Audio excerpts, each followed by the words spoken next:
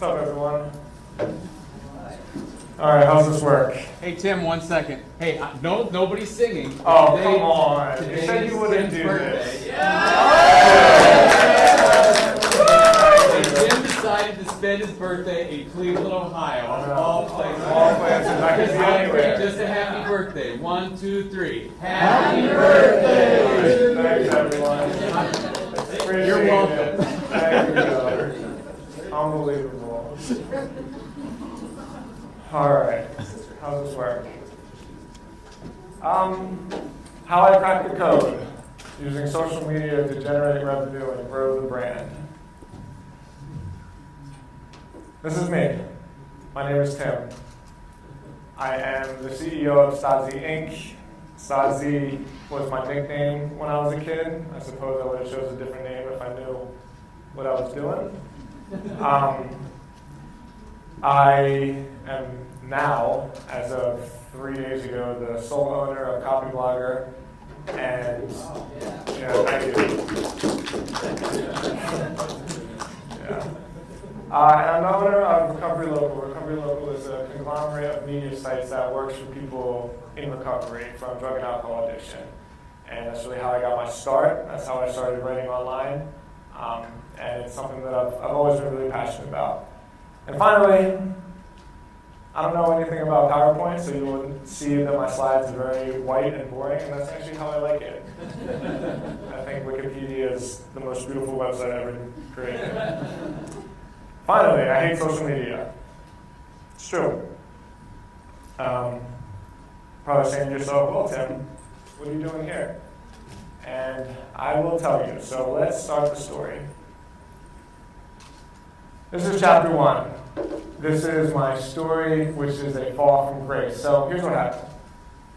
I had a whole bunch of slides, and I had this whole elaborate founder story about how many times I got arrested as a kid, and how I got sober, and how I started blogging, and how my life changed. And I built this recovery community online and had 400,000 followers. And then on January of 2015, this happened.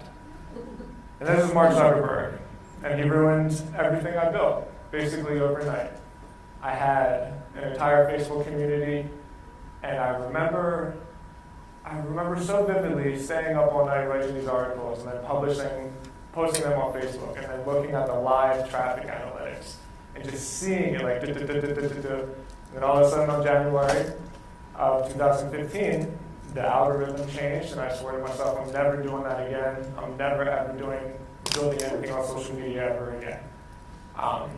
So I did it. That's how I got into SEO. That's how I got into long form writing, and I really haven't looked back since. All right, so what happened? Chapter 2, this is my rebirth, and it actually started with this guy. Like most of you guys, all of my friends in 2020 were on Twitter. And it's like really where I made a lot of my relationships. I started a podcast because what else did you do during 2020? And eventually I spoke to this guy. He was my friend on Twitter. His name is Dan Go. I think his company is called High Performance Founder. He's really cool. He's a good friend of mine. And I had him on my podcast, and somewhere in the podcast he said, I've built my entire email list of 30,000 people. And at this time, I knew the value of an email list. Right? I learned my lesson from Zuckerberg. I swore I was never going to do it again. Everything was about email.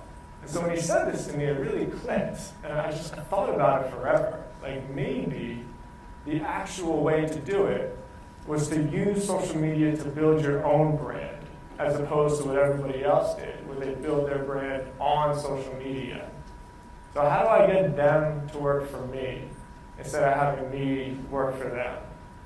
So I thought this was a really, really important and metaphorical analogy for what I'm doing. It's true. Social media is not your friend. They do not care about you.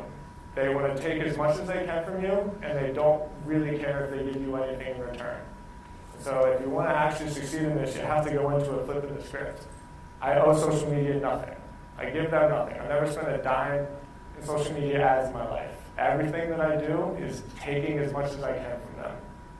All right, so we're going to start with the results. Look, I like money. I'm not a creator.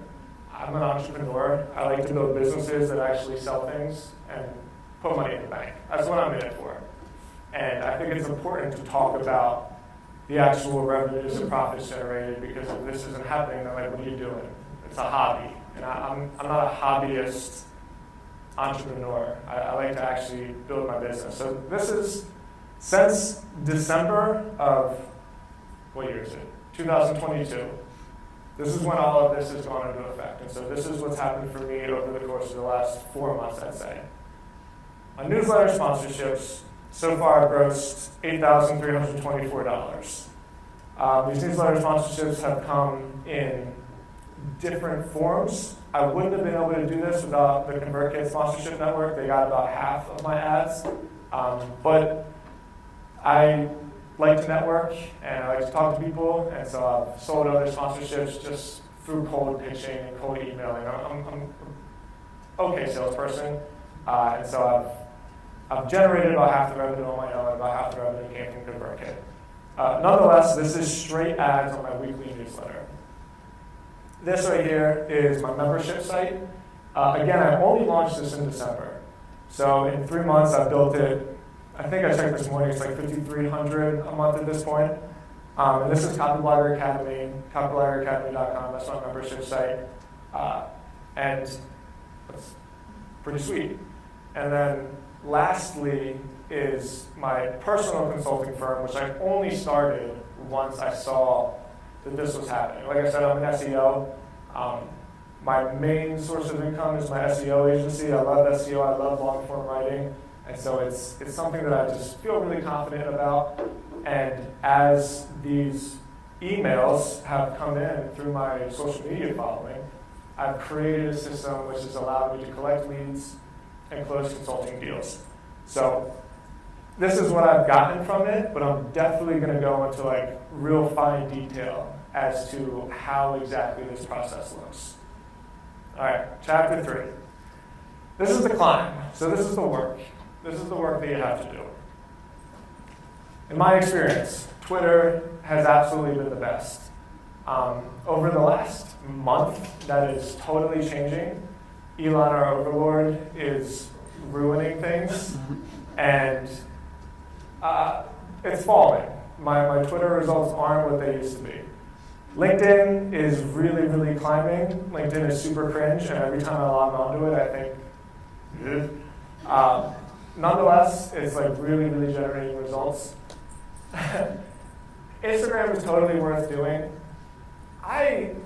So first off, let me even backtrack. I don't have social media on my phone, and especially not Instagram, because every time I look at Instagram, it like makes me feel bad, and so I don't go on it, right? But it's still definitely worth doing. Facebook is worthless.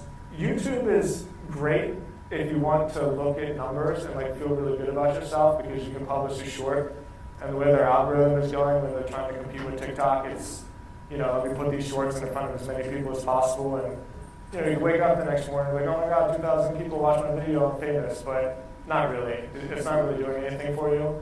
And then TikTok is completely toxic and poisonous, and you shouldn't go on it.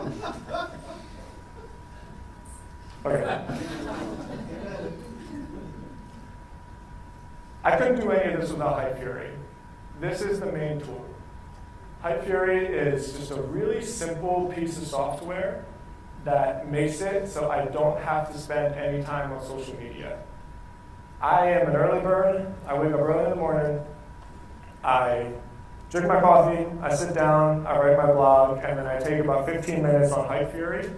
And I get all of my social media posts done for the day. Usually I do it like every 3 or 4 days. And so what Hype Fury is good at, if any of you guys use it, you know, but that little blue button right down there, I guess you have to like really use the software to understand how rapid fire it is. So all you gotta do is type an idea and then hit enter, and that's it. And then Hype Fury schedules it. It knows when the best time to schedule it is. It's gonna schedule it on Twitter and LinkedIn at the same time. It's you just crank it out. I spend maybe 15 minutes every 3 or 4 days coming up with my content for social media. And I would never have been able to do it if it weren't for Hype Fury. So Hype Fury is like tool number one. You gotta have this. Tool number two is more of a mindset thing.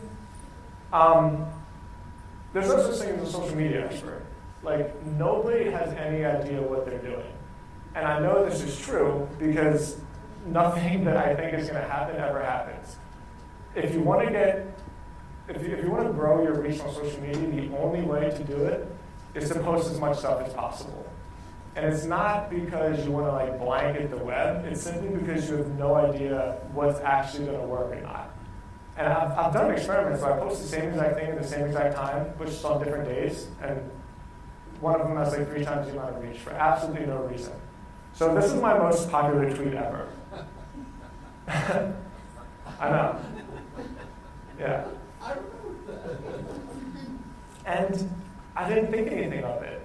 I was having a conversation with my friend about, you know, if anybody followed Tom on Instagram too, he had like a really cool travel Instagram where he was taking pictures of all these exotic places, and it just, he was living the life, let's just say that. And so we were talking about it, like, oh yeah, Tom really did it right, he cashed out, he got out of the rat race, he's doing it. So I wrote this tweet, and then I woke up the next morning, and these were the results on it.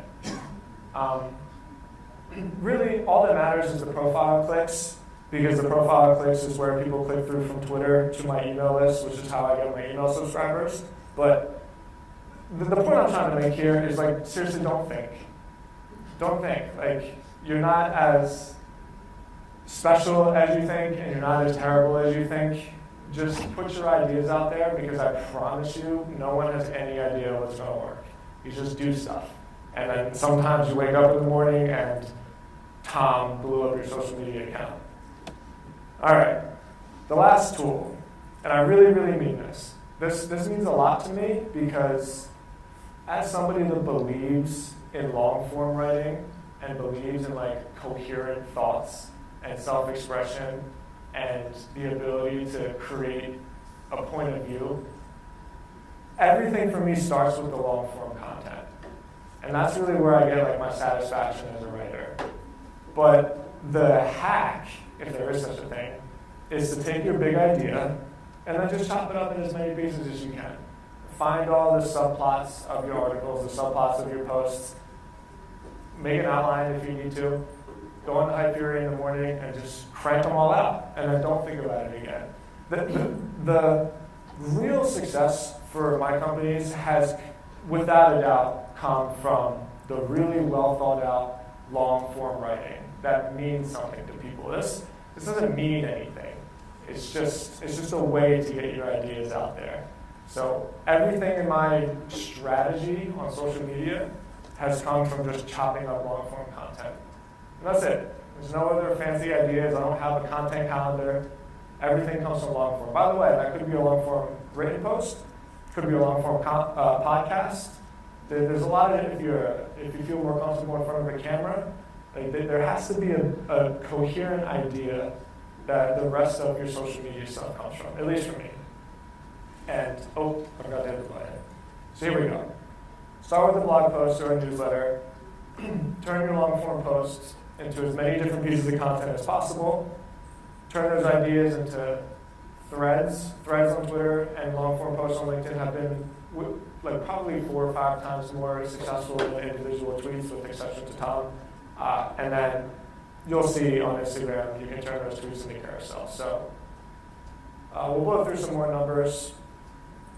These are the last 2 months on Twitter. Again, I highlighted the important parts: 50,000 profile hits, 23,000 profile hits. This is all that matters, because if I get 1 million views a month but nobody clicks on my profile, then nobody signs up for my email.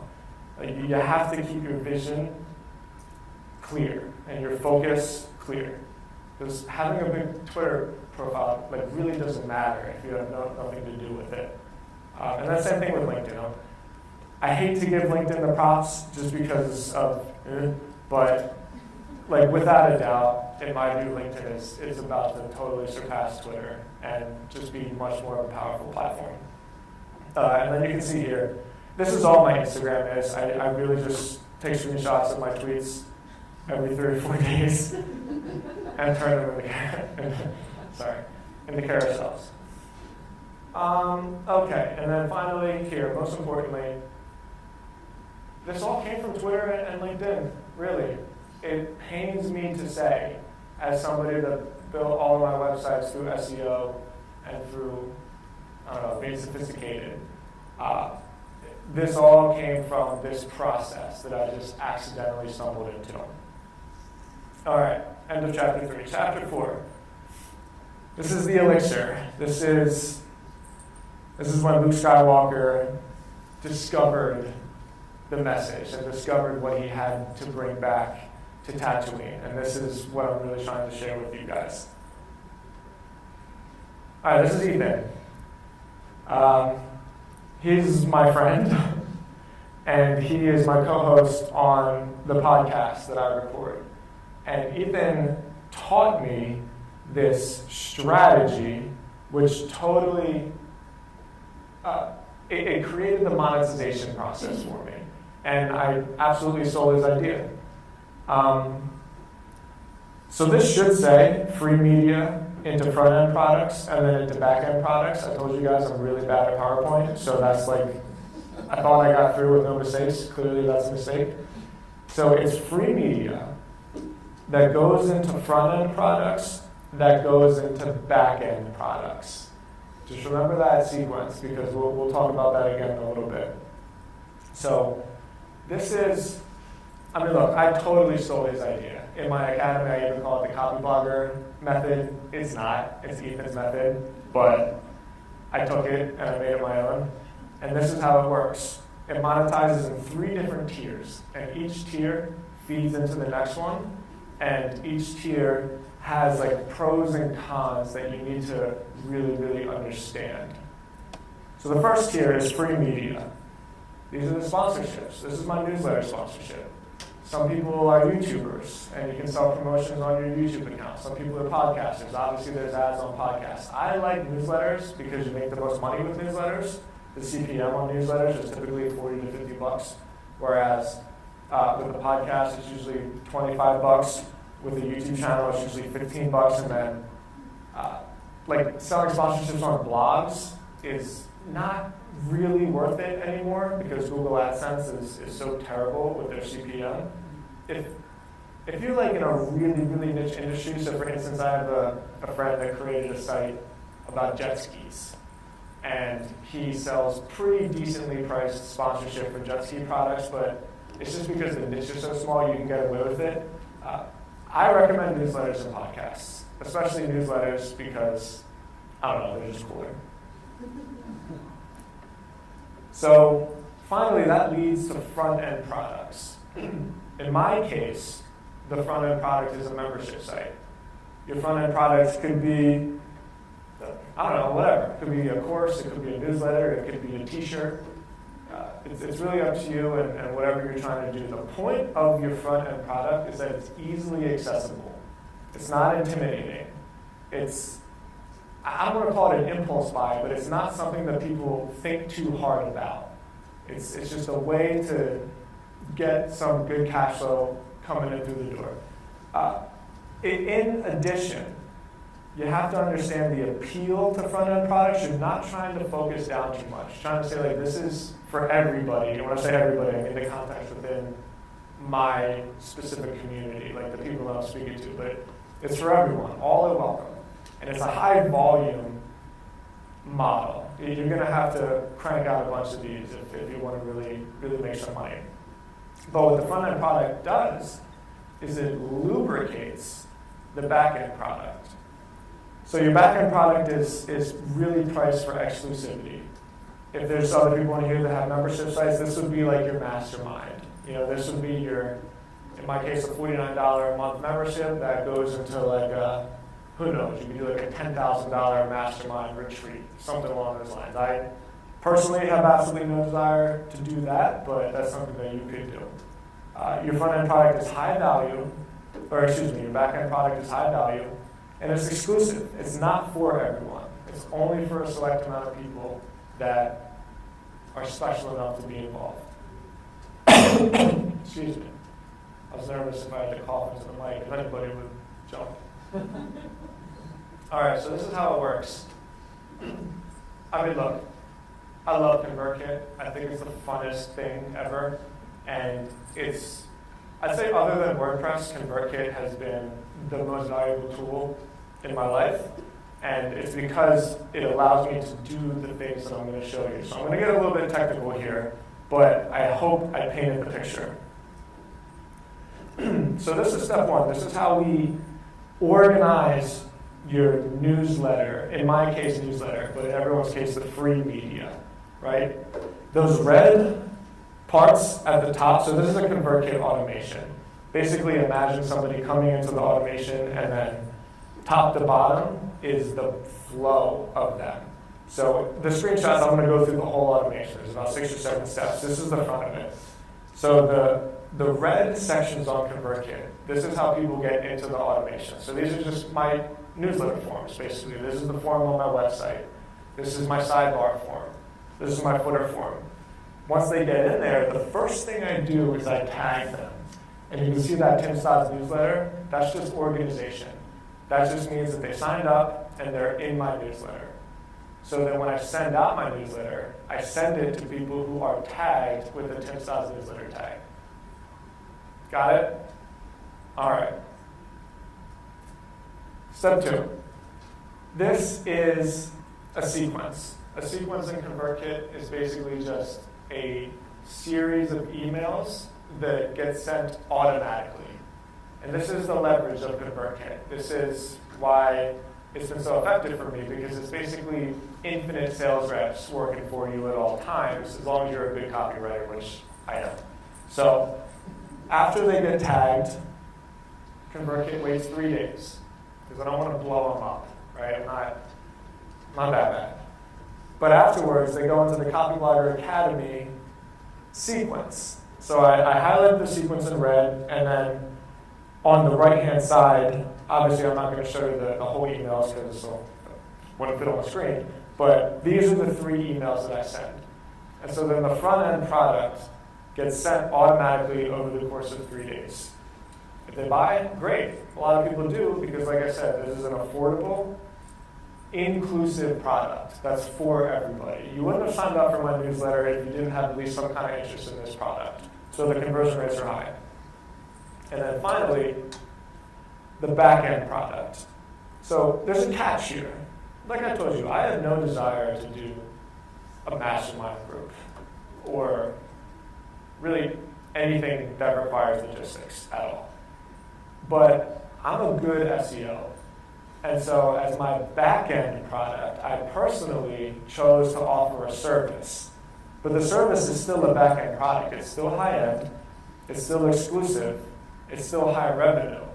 And it's still like only for a select few. So all I do for my back-end product, I forgot the red box, excuse me, but you can see the 3 days. So it waits 3 days after the person goes through the automation to sell my membership. And then TGS Media, that's my consulting company. And this is it.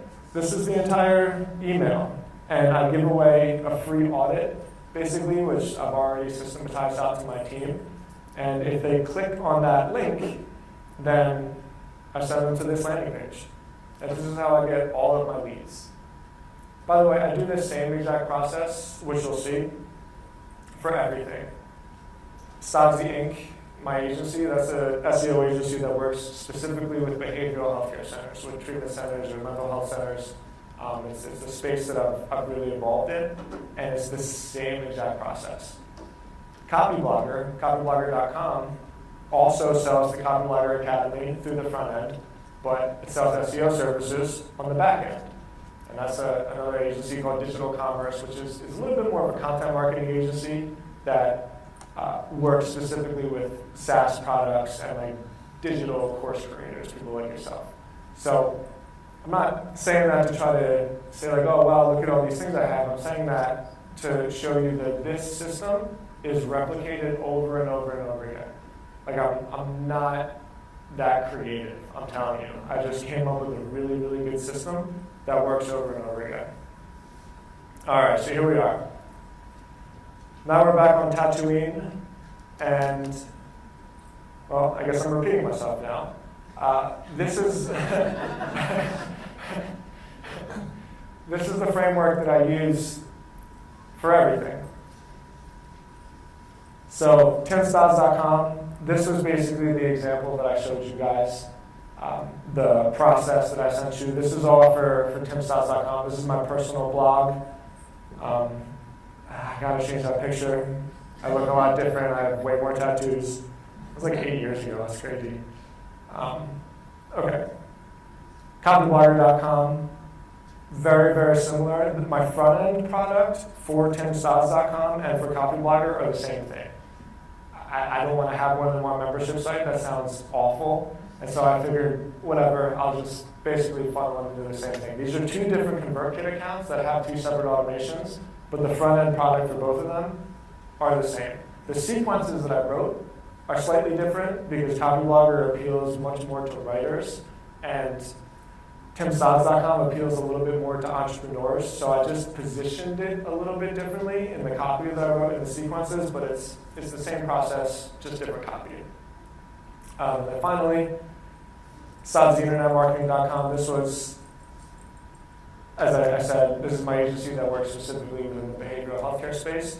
I do the same thing. If I showed you guys the ConvertKit, the front end product is this like $99 audit that I do for people.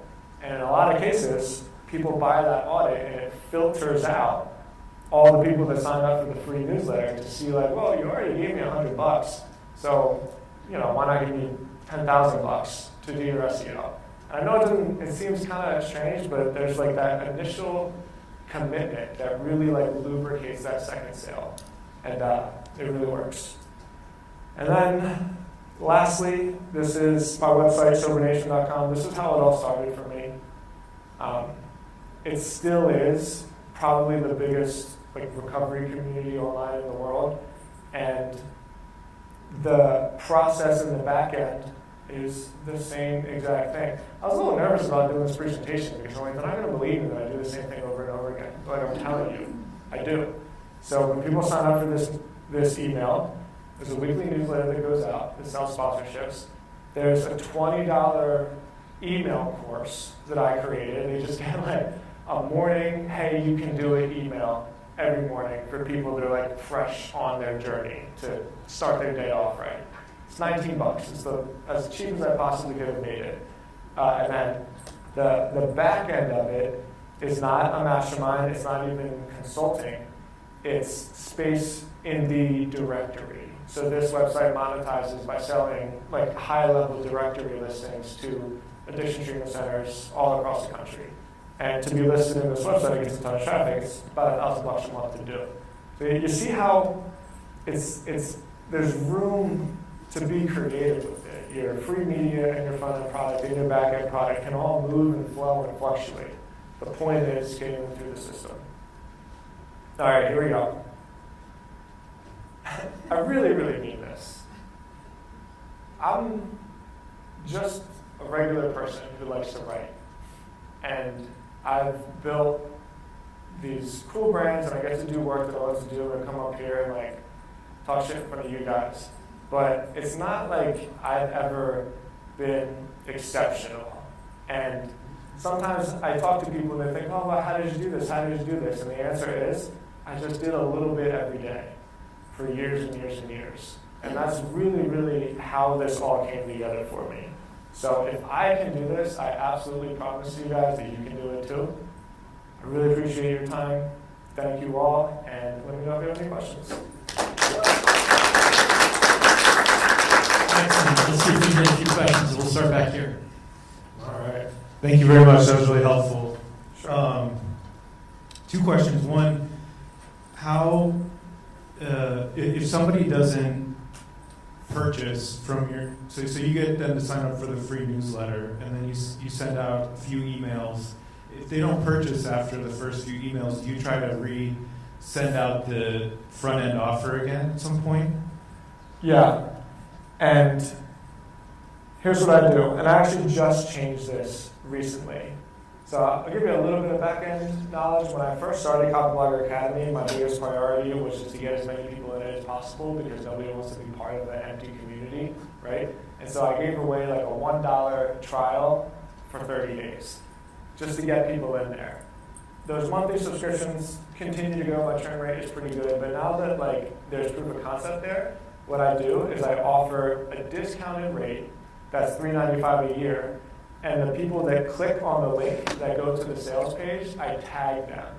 And then if they click on the link but don't buy, then there's another sequence that goes about 15 days later that says, hey, I saw that you were interested in joining the Copyblogger Academy. For whatever reason, you didn't purchase. Like, I want to make sure that everybody has an opportunity to get involved. And then I hit them with that $1 30-day trial. So now I start a little bit higher just because there's some more demand for my membership. But if they click on the link and show like that they at least looked on the sales page, I tag them on ConvertKit and I send another sequence that says, you didn't buy for whatever reason, I really want you to check it out. Here's like a zero risk opportunity to do so. Nice, thank you. And then what's the timing of sending the back end if they do buy the front end offer? 3 days. Well, 3 days for Tim Stotts. For Copyblogger, it's 15 days. Yeah, because those are just bigger deals, and so I want them to be a little bit more like just not feel as hit with sales. Well, there's no answer.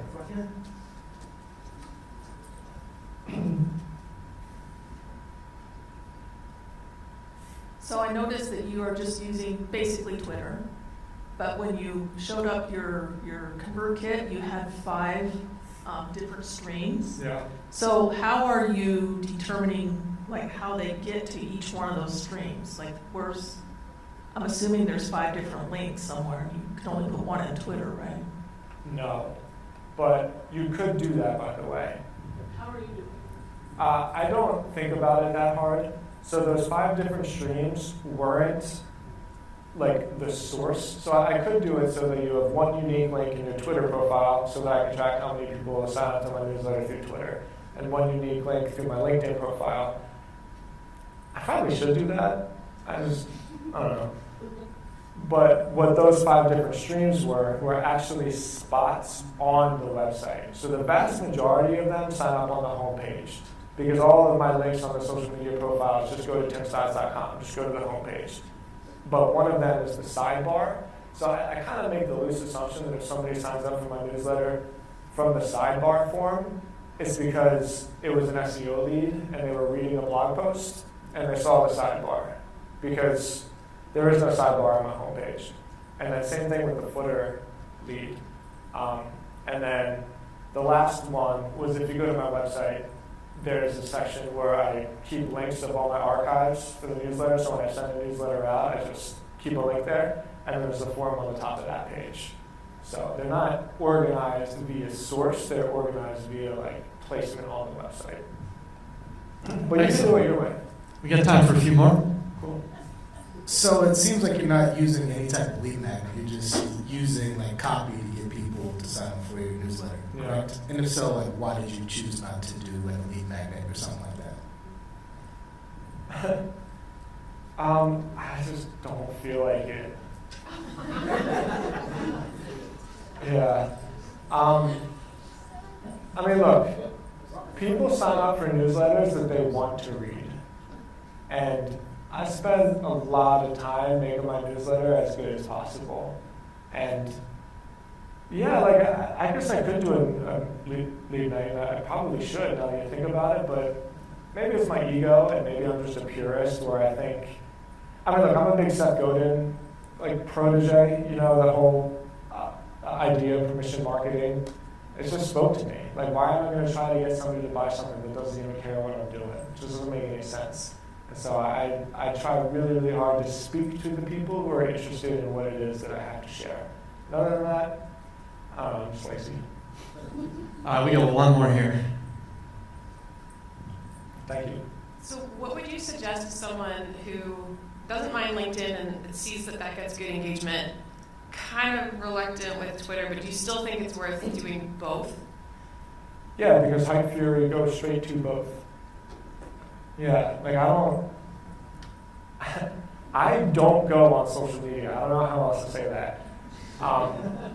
I probably check my Twitter DMs once every 3 or 4 days just because cool stuff happens in there. But when you link up Hype Fury, so if you look at my LinkedIn and my Twitter, and clearly even my Instagram, it's the same exact stuff over and over again. Because once I post it onto Hype Fury, it feeds through Twitter and feeds through LinkedIn, and then I have somebody take the screenshots for me and basically post them on the Instagram. But I don't have to do each of them uniquely. Like that whole idea that social media accounts have different personalities, that's ridiculous. Post as much stuff as you possibly can on both platforms through Hype Fury, and it'll just happen. One more. I think we can get one more in. Okay, we're here.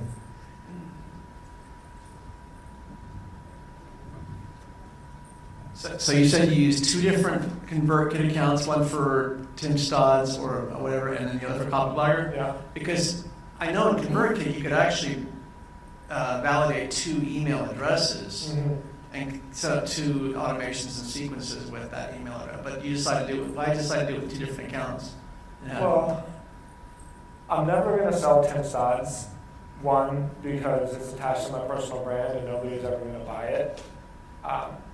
But really, the day will come when somebody wants to buy Copyblogger, and if I don't have all of my assets autonomous through the one brand, it's just going to make life a whole lot harder to separate the two. So that's why, and I've thought about it because the ConvertKit, like I could tag all of my lists individually through one platform if I wanted to, but I'm just trying to plan for the future. But there's no technical reason why. It's just trying to figure it out. Awesome. I love the direct, honest, authentic approach here. Let's give it up for Tim.